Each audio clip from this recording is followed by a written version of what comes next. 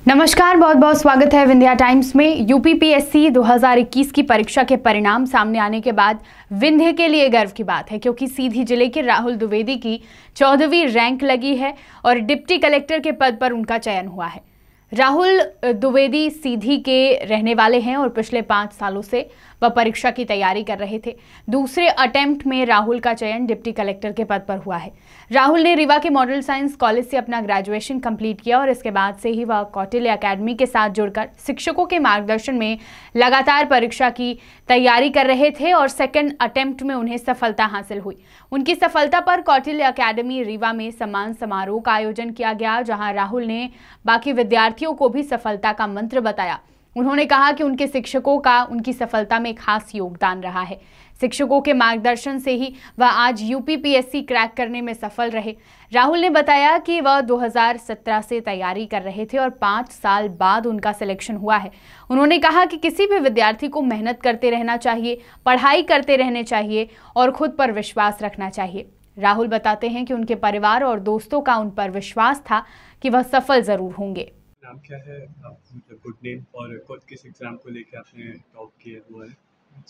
मेरा नाम राहुल द्विवेदी है और ये यूपीपीएससी 2021 में मैं 14वीं रैंक के साथ डिप्टी कलेक्टर के पद पे मेरा चयन हुआ है। हिंदी माध्यम से हूँ मैं और अभी तक मैं हिंदी माध्यम में मेरा ये प्रथम स्थान है, हिंदी माध्यम में था। दूसरा अटेम्प्ट था मेरा यूपीपीएससी के लिए और पहले अटेम्प्ट में मेरा इंटरव्यू कॉल हुआ था और इसके बाद दूसरे अटेम्प्ट में मेरा ये चयन हुआ इसमें।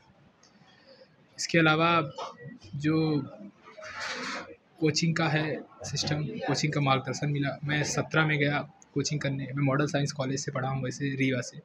मेरा गृह जिला सीधी था। मॉडल साइंस कॉलेज रीवा से। उसके बाद 2017 में मैं कोचिंग गया कौटिल्य एकेडमी में।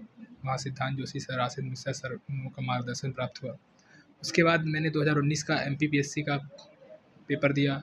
उसमें भी इंटरव्यू कॉल हुआ, लेकिन पेपर कैंसिल हो गया, जिसके कारण फिर अब मेंस देना है। 20 में मेंस देना है और 20 का भी मैं मेंस दिया हूँ। 21 का भी मेंस बाकी है। तो और बाकी मैं इंदौर में भी, इंदौर संस्था से भी जुड़ा रहा। अधिकांशल सर लोग, इन सब का वो मार्गदर्शन। तो यही तक आज तक मेरी जर्नी रही है सब। गवर्नमेंट एग्ज़ाम्स को लेकर बहुत ज़्यादा कंपटीशन होता है, तो क्या क्या चैलेंजेस आपने फेस किए? आपका शेड्यूल क्या होता था एक प्रिपरेशन को लेके? आप जी, गवर्नमेंट एग्ज़ाम में जैसे सिविल सर्विस का मेरा अनुभव जो है, सबसे बड़ा चैलेंजेस होता है आप कंसिस्टेंसी रखना। क्योंकि मैं 17 से तैयारी कर रहा हूँ। हालाँकि मैं एलिजिबल तो बाद में 19 में हुआ, लेकिन 17 से तैयारी कर रहा हूँ। 5 साल बाद मेरा सिलेक्शन हुआ। तो उसको कंसिस्टेंसी रखना, अपने ऊपर विश्वास रखना, ये सबसे बड़ा चुनौती है कि सिलेक्शन होगा नहीं होगा। कुछ लड़के ऐसे होते हैं कि 4 साल 5 साल तैयारी किए, जब लास्ट समय आता है कि हाँ अब सिलेक्शन होने वाला है, तभी वो बाहर निकल जाते हैं तैयारी से कि यार अब नहीं हो पाएगा। तो यदि आप लगे रहेंगे तो सिलेक्शन होगा। और यही चैलेंजेस थे हमारे पास कि हमें अपने आप को कंसिस्टेंट रखना है। यही चैलेंजेस होते हैं। इसके लिए बहुत सारे तरीके होते हैं एन्जॉयमेंट करने के। दोस्त रहते हैं, फैमिली रहती है, इन सब से बातें करें। लगातार पढ़ाई में ध्यान देते रहें, नए-नए एग्ज़ाम दें। जैसे हमने भी एमपी दिया, यूपी दिया, ये सब देते रहते थे, जिससे चैलेंजेस आते रहते थे सामने और उसका समाधान करते रहते थे अपने स्तर पे। तो यही चैलेंजेस थे।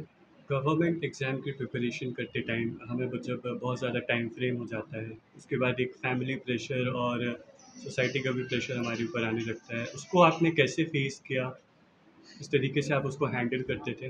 देखिए, मेरे केस में सबसे अच्छी बात ये थी कि जो फैमिली का प्रेशर था वो कम था, क्योंकि मेरी चारों सिस्टर नर्सिंग ऑफिसर हैं, मेरी मम्मी भी स्टाफ नर्स है, तो एनएम थी। तो फैमिली का प्रेशर मेरे पास नहीं था। जो 3 प्रॉब्लम होती हैं सबसे अधिक, फाइनेंशियल प्रॉब्लम, मोटिवेशनल प्रॉब्लम होती है और जो एन्जॉयमेंट, डिप्रेशन प्रॉब्लम, ये तीनों प्रॉब्लम होती हैं तैयारी के समय। तो फाइनेंशियल प्रॉब्लम में मुझे इतनी दिक्कत नहीं आई, क्योंकि घर वालों ने अपनी जो आवश्यकताएँ थी उनको कम करके मुझे फाइनेंशियली कहा कि आप जितना पढ़ना चाहो पढ़ो।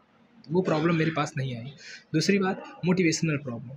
तो मोटिवेशन में क्या था कि जो हमारी फैमिली थे, दादाजी थे, मम्मी-पापा थे और जो परिवार के देखिए तो ताने-वाने रहते हैं, वो अलग बात है।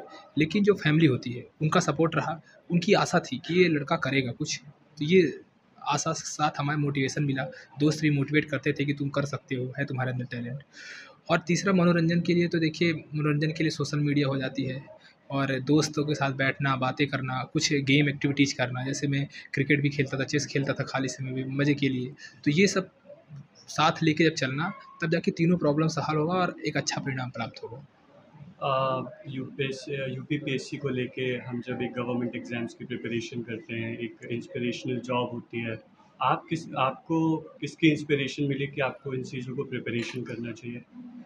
देखिए, जब मैं स्कूल में था, तो जैसे हमारे स्कूल में ही एक तहसीलदार साहब आए थे, सम्मान समारोह में आए थे। तो जो रुतबा होता है ना, वो देख के कि लगता है हाँ, पहले तो ऐसा था कि लाल बत्ती मिलती है, पहले तो ऐसा था कि लाल बत्ती मिलती थी, पीली बत्ती मिलती थी। वो एक अंदर से इंस्पिरेशन जगाता था। बाद में धीरे-धीरे बत्ती भी खत्म हो गई, लेकिन वो इंस्पिरेशन ज़िंदा थी कि हमें करना है, अच्छा करना है, बड़ा करना है कुछ। तो ये इंस्पिरेशन हमें आगे बढ़ने के लिए मदद करती थी।